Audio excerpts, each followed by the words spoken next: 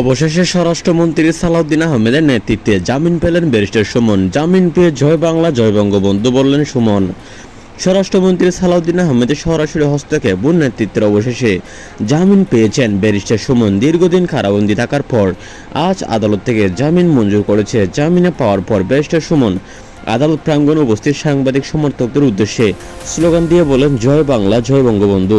তিনি আরও বলেন, আমি খুবই আনন্দিত স্বরাষ্ট্রমন্ত্রী সালাউদ্দিন আহমেদের নেতৃত্বে এবং তার হস্তক্ষেপে আজ আমি জামিন পেয়েছি। তারা আওয়ামী লীগকে সাপোর্ট করে। তারা আরও বলেছে, খুব শীঘ্রই আওয়ামী লীগকে তারা ফেরত আনবে, নিষিদ্ধ প্রত্যাহার করে ফেলবে।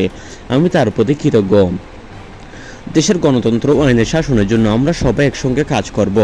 স্বরাষ্ট্রমন্ত্রী সালাউদ্দিন আহমেদ এই জামিনের বিষয়টিকে আইনি প্রক্রিয়ার অংশ বলে উল্লেখ করেছেন। তবে রাজনৈতিক মহলে এটাকে আওয়ামী লীগের সঙ্গে সম্পর্ক উন্নয়নের একটি ইতিবাচক পদক্ষেপ হিসেবে দেখা হচ্ছে।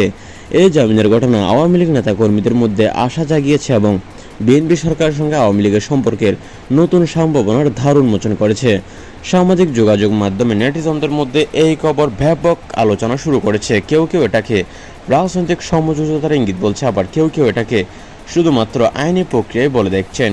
এই জামিনের পর আওয়ামী লীগের নেতৃত্ব কি প্রতিক্রিয়া জানায় এবং সরকার আওয়ামী লীগ সম্পর্কে কোন দিকে এগোয় তা এখন শুধুমাত্র সময় বলে দিবে।